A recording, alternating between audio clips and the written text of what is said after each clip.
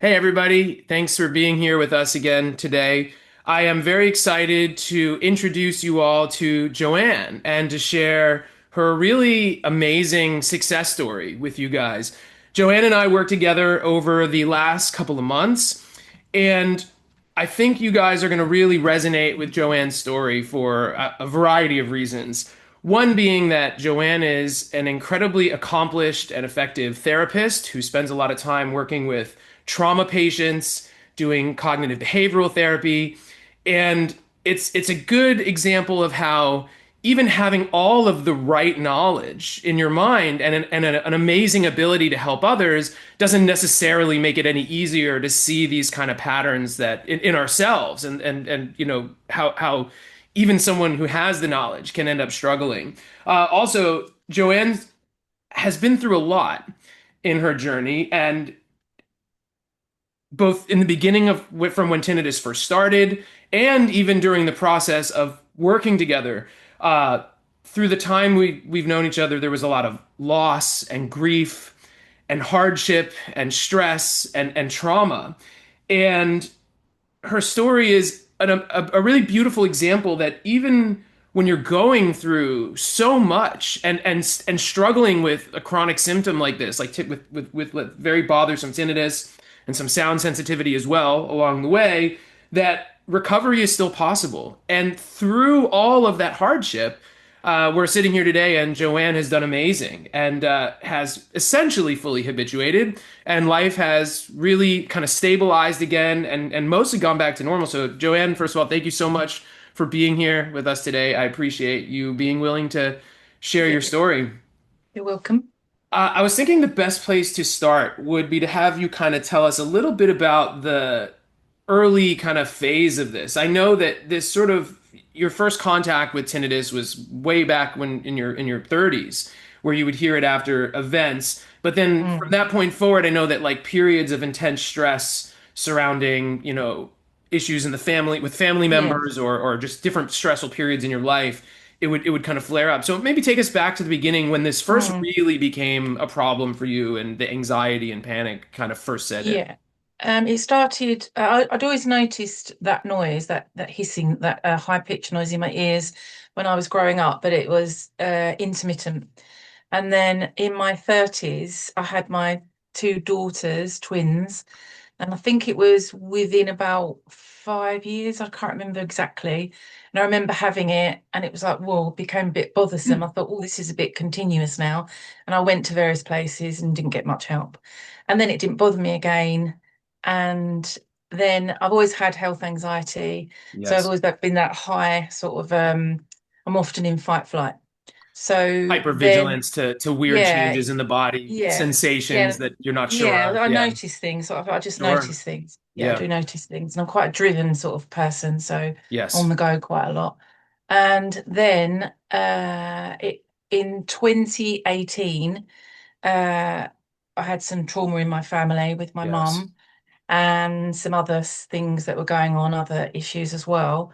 And one Christmas, I remember it being Christmas Day in 20, I think it's 2017 or 18, Sure. and it was really loud. And then someone said something a bit, people say things to you that might not bother someone else, but they bother me. I think it's worth saying what they said to you because like people experience this kind of thing Mm. all the time, Yeah, and it yeah. like I've had a few things said to me. Yeah, yeah, yeah, sure. And what I know we've talked about, but I often talk about is like oftentimes there's like this moment where there's always this sort of defining moment in people's story where, it's not a major problem, it's not crisis, it's not good, but like you don't no, really but know what it is. And then often somebody at some point will say something or you'll read mm, something or you'll find something or feel something where the yeah, switch flips, right? And I yeah, think I think it's worth like just kind of saying out loud and telling the people yeah. like what they said to you. Well, she said that she said, "Oh, that must send you mad," and some people even Yeah. end their lives because of it. And it absolutely threw. I've only got to hear one thing, Yeah. and then because I'm such a panicker with things like that, and I Yeah. thought that was, I'm sure she didn't mean anything by it, They but never I do. thought that was Of course no, they but it was a don't, bit, it was a bit insensitive to say that. So, and that really did make me feel really Trapped scared. probably. And Yeah. yeah, my brother also has it, so he was there, so he did. quieten her down because he knows what I'm like, and my Yeah. husband knows what I'm like. So you know what to say to me and what not to say to me. Sure. And then Sure. it was following on from that. Again, the time frame's a bit difficult to remember, That's okay. but I bought your books not that long after it. And I thought, oh, I'm just going to do it that way. So, and I did it when I say half-heartedly, like not knowing enough about it really. Sure. So I did some things and I bought some stuff and I did this and that. And I tried acupuncture as well. I looked a little bit about diet. And then it did get better. It got better at that point. So that Yes. was quite an episode where I remember waking up in the night and I literally was trying to find everything I possibly could on YouTube, and I was tapping the back of my hair, neck. I was doing all sorts of The things finger like this, flick one, that one, like, finger yeah. flick one, and it was, and then I was waking my husband up saying I can't stand this noise, and he's very compassionate and understanding, and he's just saying calm down. And actually, what worked better was me just stopping and Yeah. just breathing and calming down. And then I used to notice that if I had any cold or cough or headache, it would make it worse, but I don't get very many viruses anymore. So Sure. that was so far, that was what Yeah. happened. So it's a very so you did habituate to some degree that first time Did around, I don't but think I fully not did it. Yeah. sure, Mm. sure. Or at least it was one of those things where it just sort of you habituated to a degree where life kind of just went back to normal and you Yeah. could kind of forget about it, but No. you weren't in a place of confidence and resilience. No, If no, it no, comes no. back, It, no. you're not gonna fall apart again, right? Yeah, but I And just one hope thing and I'll prayed. Yeah. exactly. And one thing I'll point out though, it's funny, I was just writing about this, writing a little essay about this, but like a lot of this sort of pattern that you're describing, like, kind of perfectionist, high achiever, very driven, persistent kind of person, successful person, as it were, like a lot of the people I work with fit this pattern, right? They're Mm. very intelligent, they're very considerate. They're the kind of people where when there's a problem that needs to be solved or something needs to be handled, like other people come to them, right? Yeah. And yet it's these aspects of you that are tremendous strengths, right? And Mm. have been a huge part of your success in your career and in your life. Mm. These are simply the wrong skills to bring to a problem like tinnitus, where the Mm. harder you fight, the harder you research, the harder you try to fix it and run Yeah. away, the more you convince your nervous system that Yeah. this is a problem that you need to pay closer attention to, right? Yeah. And Yeah. so tinnitus And essentially is asking something very different of us. And it's a kind of problem where very driven, analytical, especially perfectionist type mm. people just simply fall apart because it's the first time you're confronted a problem where harder effort and more persistence Mm. puts you deeper down into the vicious cycle, right? It's like getting caught between Yeah, a rock and a hard place, and it requires a absolutely. very Mm. different sort of approach to the entire thing. So Mm. one thing I'll point out, you're talking about the trauma. I know, so your mother passed away in 2018, and I know that was very difficult for you. Mm. And then, I think that there was the grief is just such a heavy Mm. emotion. It's something we all go through in life, and it's a really intense stressor on the body. Mm. There's like, a close friend or family member. It's gonna be a very traumatic Mm. experience. And you've had a lot of loss since then. And I Mhm. think like there Mhm. was a bit of a pattern around loss, or and maybe not Definitely. just around loss, because I'm sure there were moments of like stress unrelated to loss where Mm. and Yeah. death where the tinnitus would flare up. But I know that you left this early period where it really became a problem, sort of better, but on maybe shaky footing. And Mm. over the years, like sort of the pattern would replay itself. So I know in 2022 you had a very good friend pass away, and then the I same did, pattern yes. reemerges, Yeah. right? Where panic, fall apart, and one thing Yep. we haven't touched on is like the sound sensitivity. I know that you were dealing Mm. with some sound sensitivity during these Yep. times as well, Hmm. which is very common. But once again, kind of eventually resolves. And then Mm. again in 2024, another family member passes away. Yep. Worse pattern, like so. There's Yep. this sense of like I can get through it, but like every time it's getting worse, right? Like it's like Yeah, something's breaking down in terms of like your absolutely. ability to And handle then it. and then the other thing is because we know that things are going to happen in life. Obviously, that it was far too many and too Yeah. sudden and too young for Yes. my Yes. situation. But you just know something's going to happen at some point, and then you think, oh, I've got to deal with that plus this noise. So that makes it, and that's what made was making me feel even more scared, because Yeah. I knew things were going to happen, not those things, but you think, how am I going to cope with it all? But it goes even deeper than that, I think, because it's not just that you know things are going to happen, but your nervous system is learning like a very specific pattern, which is like when loss happen, when people that I care about die, it's like every my health goes crazy, Mm, right? Like mm, so, mm, however that connection is made, like there's some mm. deep part of you where, because I mean that's the pattern that just keeps playing out, right? Yep, And so I'm absolutely. sure it's like you're not thinking about your health, but on some level, it's like this just feeds into this lack It's of safety there. in the Yeah, system. it's there. Yeah. Hypervigilance increases, right? Attention narrows, the threat perception increases. So that leads us Mm, up to the sort of event where we start working together, where mm. your Mm. was it your father-in-law passes this year. So again, another death, Yeah. and everything Yeah, there kind was of another one. reemerges, Yeah. right? The health OCD, the Yeah. anxiety, Yep. and then this Hmm. time I know it was not just the tinnitus and the hyperacusis, but like some fullness flared up. So maybe Yeah, let's that was it. pick The up the story fullness it there. was. Yeah. What Yeah. was So that it like?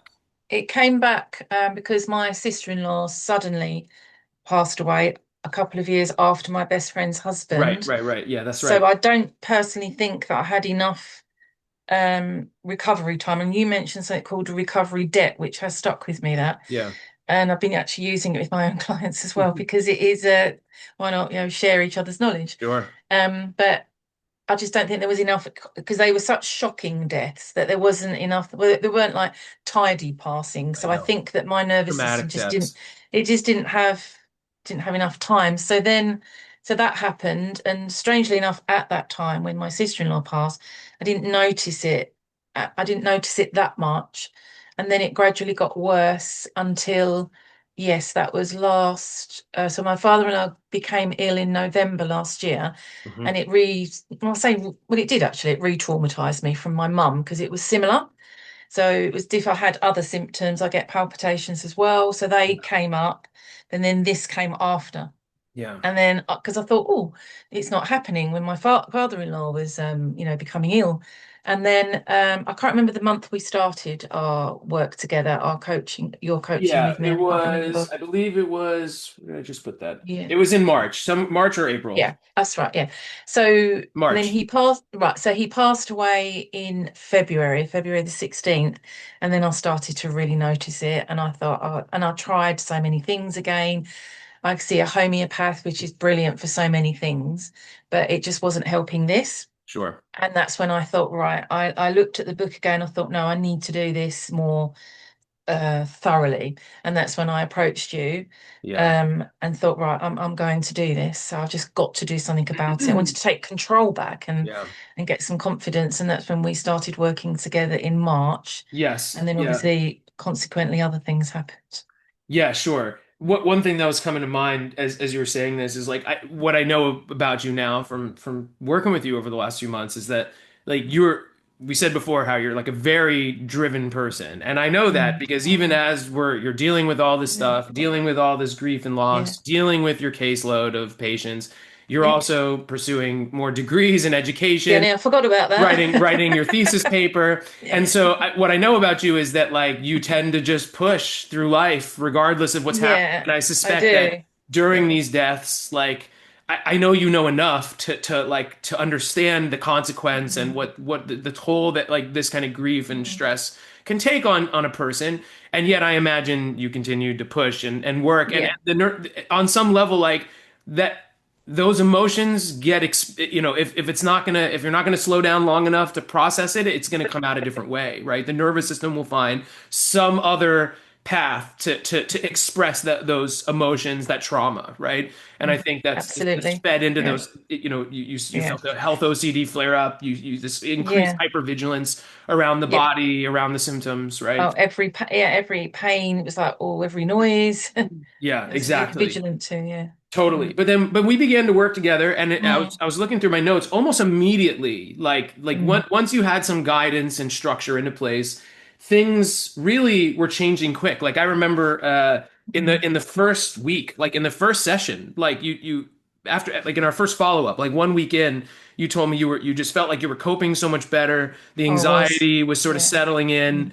Mm. The panic and catastrophizing was coming down a bit. Yeah. And you would get caught up in the rumination of it all, but you would be able to calm yourself. Like, so it was like Mm. meaningful change, even in that first Mm. week.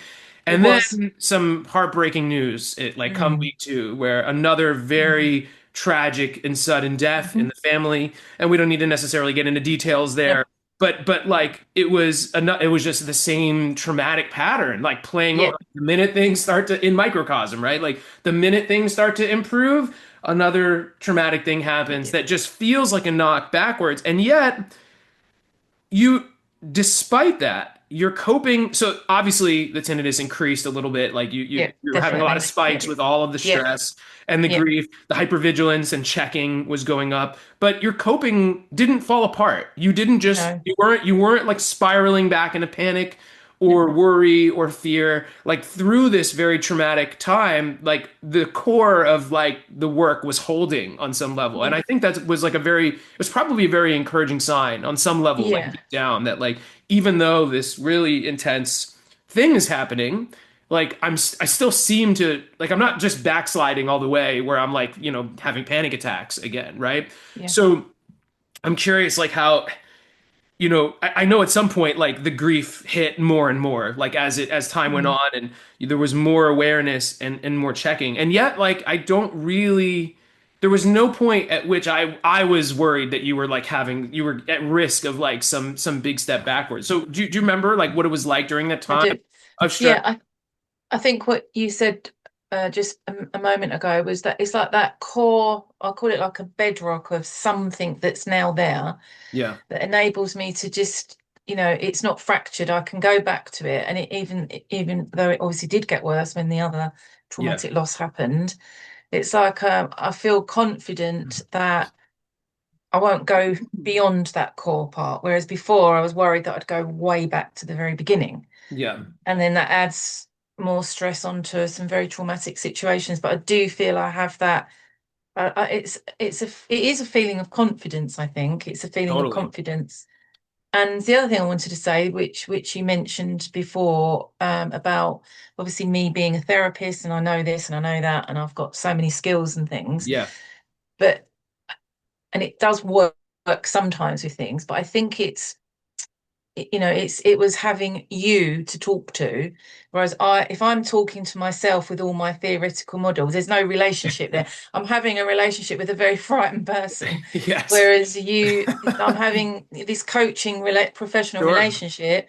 Your knowledge was settling in more because you were telling me it and you've experienced it.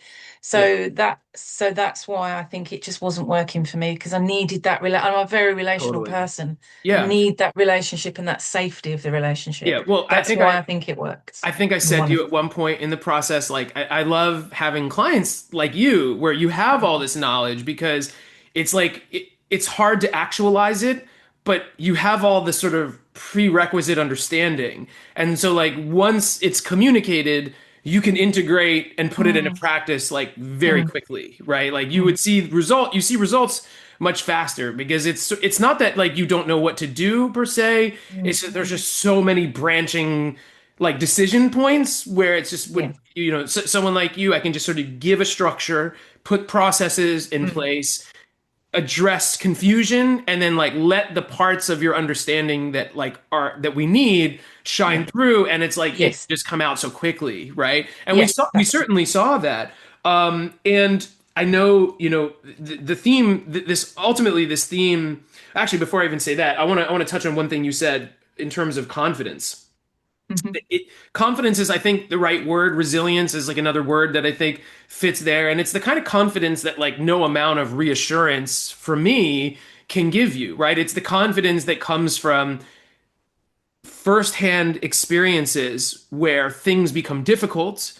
You're kind of put, the old pattern is put to the test, and yet a different experience comes out of it, right? Like where you don't Mhm. fall apart. Your coping Mm, tools work. You're able to stay calm. You're able to manage yourself through these difficult experiences, and your nervous system like very quickly can learn like Mm. uncertainty doesn't mean catastrophe, right? That like I Yeah. can that like even when things are difficult, we can get back to baseline again. Yeah. And that's ultimately the learning that needs to happen, that neuroplasticity enables to happen Mm. to Mm. where you Mm. can recover, where the nervous system can learn not only, are you safe now? But and it doesn't need to like to protect you in this way, but you've actually Mm. been safe the whole time and it never needed to be like this, right? No. And it's only through these like firsthand experiences, especially the ones where it gets difficult, but then you learn that you're capable of handling it. That's Yeah. like the most powerful evidence for And the that brain is the to most start powerful. updating its Yeah. Mm. predictions, right? Mm. Mm. But it just kept happening, which is crazy Mm. because it wasn't lost the next time, but things are, you kind of turn the corner, things are improving. I remember like after like even just like maybe 7 weeks you went from constant awareness, like when we first met, like Yeah, that well basically it all day oh, long it's awareness. constant. You Oh said, my I'm God, yeah. hardly noticing it. That's what you said, like Yeah. six, And it seven was, it weeks was, in. yeah. You were getting ready to plan a trip. Now you also, I think, recognized like in the midst of all of these kind of this grief and like I probably need to do some more work on myself. And I know you went back and started working on some of the traumatic things from your past. Mm. That activated things a little bit, but still, again, still Mm. making progress. And then your husband has like a medical emergency. Now, thank Yeah. God he was okay, but like a Yeah. really scary one that ended him in Very the scary. hospital that looked very much like some of the past Yep. traumatic Very much experiences you've so. had. Yep. You had to cancel Mm. vacations. In the middle of this, you're Mm. writing a thesis paper. Oh, So like it's like every time we would like, we take a few steps forward and then life just like became back like again. Yeah. overwhelming again. And It yet you was. still never Mm. fell apart. So it's like I imagine that was, Yeah. it was like real trial by fire, your journey. And yet, Yeah. like, I think for someone like you, maybe that's like it's not necessary, but it's useful, right? To like, because Mm. you really, it's like, I mean, if you can get through all of this and not fall Mm. apart, like, what's stopping you, Oh, right? Like, yeah. what could possibly make you fall apart Yeah. now? It's like Yeah. you have that confidence now to know, Mm. right? Like, no matter Yeah. what happens, like, I'm gonna be I can okay, do right? this. Yeah. Yeah. It's a really good way of Yeah, describing it. And also, I totally. did practice religiously. Yes, very true. When I say yeah, practices, I did the All the work, different techniques, all of meditations, them. tools, Yeah, strategies. No, yeah, religiously. Mm. absolutely, you did. You were extremely disciplined. Very disciplined. You were That's the word. very Yeah. consistent, and yeah, like it that result. You saw results, right? Mm. It's interesting with people like you. Like I never really worry about that though, because Mm. like I know how hard. I know how.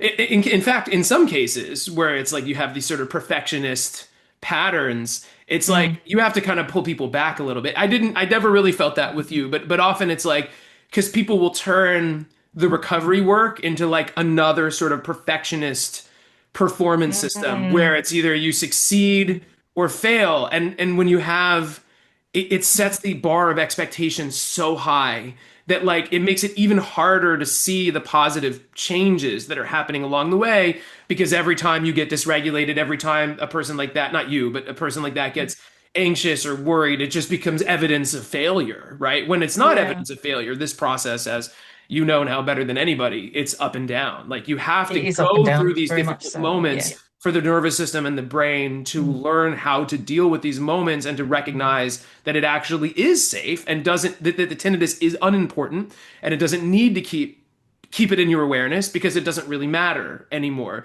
Um, Mm. so you went through all of this kind of chaos and yet you came out the other side in one piece. And I know you told me in our final session, like you barely even think about it. When it's bothersome, you feel fine for the most part. Like you can cope very quickly, like 90+% of the time.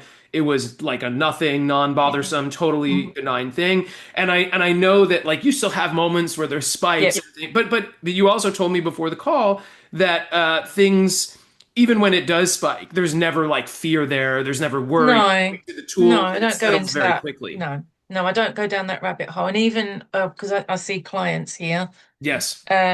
when it was at its worst, before I did the coaching with you, Hmm. I would have clients sitting opposite because I'm in my workroom at the moment. Yes. And I would be hearing, I'm kind of like distracted by the noise while the clients are, Yeah. and I'd have to kind of like bring myself back to.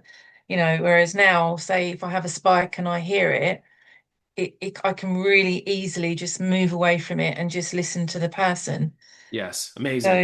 yeah, and it doesn't bother me when I go to sleep. And if it does, then I can just put something on, or Exactly. it just feels just safer. Yeah, and just like we were discussing right before we started the recording, it's that, recovery and habituation, it's not about Mm. having a perfect nervous system. A Nope. healthy nervous system fluctuates. It gets activated. The healthiest Mm. people have, you know, arguments with their spouse, and stressful things happen on the job, Yep. and Yep. sometimes they get upset Mm. about things and have a hard time sleeping, right? The Yeah. difference is the nervous system knows it can settle back down. So Mm. habituation is not about never ever being activated. It's about, if you are activated, you know that everything's okay and that you Yeah. can return to baseline, right? Mm. I think it'd be helpful. Like, I know it's changed a lot. Like, I think so. I think it'd be useful for you to just kind of tell people, like, what is it like now? How has it changed? How is life now? Like, how are you doing Yeah. after all this? Well, I just thought of something as you were speaking. When prior to this work, with you, I would wake up when it was at its height. I would wake Yes. up in the morning, and sometimes I wouldn't want to get up Mm, because I think I've got to live today with that noise. yeah. And then it would be the first thing I think about in the morning and the last thing I think about at night. Sure. So I'm not saying I don't wake up and hear it and think of it, but it doesn't escalate into anything. I'm Sure. literally able to get on with my day. You notice Um, it, and then you just get on and with your it's day. yeah, I notice it, and then I just get on with my day. Amazing. And I then during the beginning stages, before we started, I'd be watching TV with my husband in the evening, and then I remember this, and he would maybe put it on mute to talk or turn it over, and I'd feel like this pow, like this. It's like whoa, and I'd say to him, please don't turn the TV down. Hmm. Whereas now, he, if he turns the TV down, it doesn't. It's like it was this. I can't explain it. It's like a sudden noise. Yeah, sure. Whereas now I don't notice the noise when he turns the TV Like, down, almost or like a sensitivity yeah, reaction, it like was very or sensitive. reactive moment of It tinnitus just to the noise. felt, but yeah, that's right. And then the other thing that I Hmm. used to do a lot of, which I'm not doing quite as much of now, I would always wear, because I have a sausage dog, a Dachshund, and he barks so loudly. Mm, And then I got frightened that was going to ruin my ears. I was yeah, frightened of so many things. I was frightened of going deaf. I was frightened of so many things. Whereas now I've noticed I don't quite use the earplugs so much. If I'm having a that's spike, great. I will wear them. And if I go to the theatre, I didn't Sure. even, I think I went to the theatre a while ago. I didn't even think to wear them. And I didn't Amazing. even notice it afterwards. Whereas before I'd be thinking, where am I going? What am I going to hear? Well, to be You clear, know, like, there are yeah, times like where wearing earplugs is the is the yeah, right thing to do, yeah, because it's loud enough to damage yeah, your ears. But living yeah. in constant fear of every noise and every It's no sound good. and every environment is a different, Mm, very different thing, and plugging out of yeah, like pure dread and desperation is a very different thing than, yeah, than wearing plugs when it's appropriate, right? And the yeah. idea that, like, you could be at the theater and completely it didn't even enter your mind, well, No, that I didn't notice probably it. wasn't No. too loud, right? Like No, that, it like wasn't too loud. I would, yeah, yeah, it was. And I remember saying to you, I was on the tube. The tube in London here yes, yeah, is yeah, very loud. So I would automatically wear them anyway. yeah, And the other thing about tinnitus is other people don't, it's so invisible that other people don't understand it. They can't relate to it. yeah, And it's so hard to explain to people what it's like yeah, because it's invisible. They can't see it. They yeah, can't. It's hard to explain it. So talking to people, and I don't. Apart from my brother, my mum had it. I didn't really know anybody that I could who could yeah. relate to it really. Yeah. But what's interesting though is that, like, so many more people are struggling with it than you would ever realize, struggling silently with it than you would Mm, ever realize, right? mm, Like, especially, it's very prevalent in, like, in the music industry, yeah. in Hollywood, like, I've had actors as clients, and they would tell me, like, Mm, action shows, like they're in shooting in like concrete room guns with like shooting blanks where it's echoing off the Mm. walls, and like they're not even offering hearing protection all the time is like the Yeah. standard thing. And yet like a lot of people in professional settings won't talk about it because Mm. they don't want to be seen as possibly Mm. having an issue that can affect Mm. their performance. But their But work. Yeah. yeah, exactly. But I think that's true what you said of like many like invisible Mm. illnesses and symptoms, Mm. right? Where it's like when you Mm. can't see it clearly on a person, it's very Mm. difficult for people to relate to what you're going through, Mm. especially with something like tinnitus where people Mm. do have like most people will have the experience you had when you were younger that I had Mm. when I was younger where oh yeah you go to the concert and it gets louder, right? Yeah. It's like oh yeah Mm. that's nothing, like it always it's like they don't think of it in the same way because Mm. they haven't really experienced what we've experienced, right? I sort of make Mm. this distinction between the symptom of tinnitus and the problem of bothersome tinnitus, which is much more akin to a mental health crisis that really kind of resembles something like PTSD rather than any sort of physical injury or health problem, right? Mm. And in that framing, you can start to see it a little bit more clearly, right? Mm. Because, but the reality is that like 60% of people who have the symptom of tinnitus don't have the problem of bothersome tinnitus. But, 40% do. And then, maybe 10 or 20% of the total, it's like it gets quite severe, like it did for me, Yeah. like it did Yeah. for you. Yeah. So, and Hmm. that adds up to hundreds and hundreds of millions of people around the world. So it is a huge problem, but you're right. It's surprising that more people it is very difficult to find people to relate to, and it certainly doesn't help that there is this huge lack of understanding and awareness in the medical Awareness. No community, awareness. right? Like Yeah. so many, everyone I've ever worked with has a story of an ENT or a doctor or an audiologist saying something unhelpful, like, oh, there's nothing you can do. You just have to Yeah, live. that's it. There's Nothing help. I It can makes do you to help you. helpless. Right. And Yeah. that ties back to where we began the Yeah. conversation of like having like, someone says something to you where it flips a switch. I can't tell you how many people I've worked with who were fine until their audiologist said that. And that was the moment when it Yeah. flipped, right? And if anyone should know better, I think it's the audiologists and the ENTs. Shouldn't And be yet, saying that. Definitely yeah. not. Shouldn't be saying that. No. Well, thank you so much for sharing your Yeah. story, Joanne. I'm so happy that Yeah. you've done well. It's been an absolute honor to work with you. I Yeah. think people are going to really get a lot out of your Hope story and so. find this really Yeah. Thank hopeful you. and motivational. Mm. Um, Thank Can you I so just say much. one more thing? Can Please, I just say yeah, one more absolutely. thing? What really, really made sense to me is I like to know the structure of things and what's happening in the nervous system and all of Oh that. yeah. And what really, really made sense to me was that if I've got this noise and there's a part of my brain or whatever that's saying, "Oh, it's alarm bells," Yes. so to rewire that, as it were, to Yes. say, "Oh, this has got nothing to be." It's like I'm giving a message to the noise that Yes. we're okay, and that kind of like made so when it makes sense to me, Yes. I can understand it, and then that's what that was a big part of it as Yeah, well. and that's very much like how my role is to help it make is to figure out the Makes best way sense. to make it make sense for a Yeah. person, and then also to figure Mm. out precisely what is blocking this Mm. person, what is blocking recovery in a person, and for each Mm. person it's different, right? Mm. In your case, it's sort of like this you have this sort of background of like trauma and anxiety and health, hypervigilance and Mm. anxiety.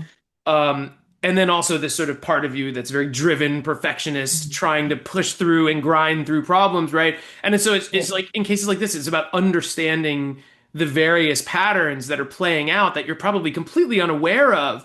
And Mm. just noticing those patterns is the first step to starting to change them, right? Yeah, But yeah, definitely. yeah. So Yeah. I appreciate you adding that. Yeah. Yeah. And I think it has helped me throughout my whole system, That's great. nervous doing the nervous system, but doing the meditations, it's helped Yes. other parts of my body that will react in a certain way to Yes. like digestion. It's helped with digestion and all sorts of things. So I appreciate you saying that because mm. like in the last year or two, like I've really been moving in this direction. Tinnitus is still very much my specialty, the thing I've focused on the most, tinnitus and sound Mm. sensitivity. And yet I've over the last year or two, I've been working with like a much broader Yeah. array of clients dealing with all different kinds of chronic symptoms. Now, this was true before because often people with bothersome tinnitus will come to me and they're struggling with other chronic symptoms, and we would those would often improve as we They do, work yeah. to settle the Mm, nervous system. The bottom line is that like the nervous system can get stuck in this state of like overprotection, and you get into mm, this sort of situation that you could call like protective amplification of symptoms, mm, right? Where mm, various symptoms are like they have purposes, right? Like pain is a sensation your mm. brain can create to prevent you from hurting Yeah. yourself, right? If you break Mm, your ankle and mm, pain prevents you from using the ankle while it heals, right? mm. But it's not just the sensation of damaged tissue. It's a sensation your brain Yeah. can send you if it believes you're in danger to try to like change the behavior Mm, pattern, right? mm, And so, mm, so chronic pain can be very similar to chronic tinnitus. Often the pain persists because the mm, brain learns this pattern and gets into this overprotective sort of pattern.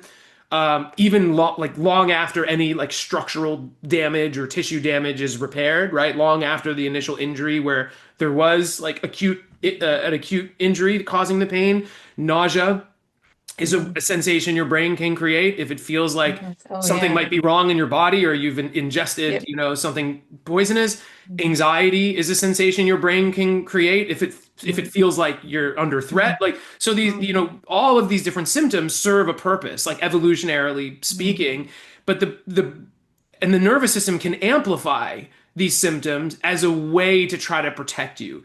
But oftentimes, mm, whatever initially caused the symptoms either has settled or is it might be ongoing, like the underlying causes still might be there, and yet like how you perceive those symptoms, how much they're affecting you, how mm, amplified those symptoms are, heavily right modified by the nervous mm, system and the brain, which will like narrow mm, attention. You start reacting mm, with fear and frustration, which sort of signals to the brain that the danger is real, and then it can mm, ramp. We get in this loop where it amplifies the symptoms more and more, and learning to regulate the nervous system to reassure the system that it's actually been safe all along, even if there is underlying factors still causing symptoms. You can often see tremendous improvement in quality of life, right? And so I know you mentioned that in our last session, how mm. some of the digestive stuff you had been Yep. going through, you applied the same principles you had learned from me Yep. and saw Mm-hmm. relief there. And one Mm-hmm. thing I always tell people, and this would be a good note to end on, is when like we don't learn any of this stuff as children, right? We're Oh, we just don't. thrown into the world to figure it out, Yep. and like traumatic things happen, stressful things happen that affect us and change how we approach the world. A lot of these patterns that sensitize the nervous system in this way develop as the result of the brain learning, trying to protect you the best way it can. And Mm, a lot of these patterns end up serving us, right? Like mm, the part of you that's so driven, and like even the perfectionism, like these things have probably enabled you to achieve great heights in your yep. career, to help Mm-hmm. who knows untold numbers of patients, right? Mm, And yet like these are patterns that are negatively, they're not always optimal for our health, and sometimes they're like sort of working against our health. mhm, And it's not until something like this happens where your health mm, blows up and you're dealing with a crisis like tinnitus or some other chronic symptom where all mm, of this gets so magnified, and you're forced to finally like confront yourself in a way you never had to before, and mm, learn a whole different way to regulate the system through uncertainty, through fear. But on the other side of learning these kind of tools, it's like you have no idea how good life can be. Like once there's more mm, balance and an understanding of yourself, and a better way to manage your nervous system and your mind and your brain. Like mm, people often have no idea how good mm. life can be on the other side No, because and we they need never had a chance education. to see it before. They've just been No. silently affected by these patterns for Mm, decades, maybe their whole yep. life. Mm. So We need education on it, and that's what I've just had. So that's really, yeah. yeah. Well, listen, it was an absolute honor to work with you. Thank you Yeah, again so thank you. much Thank for you. you're very welcome. Thank you for Mm, sharing your story. thank you. That's all from us for today. I hope you guys found this helpful. Thanks everybody. Till next time.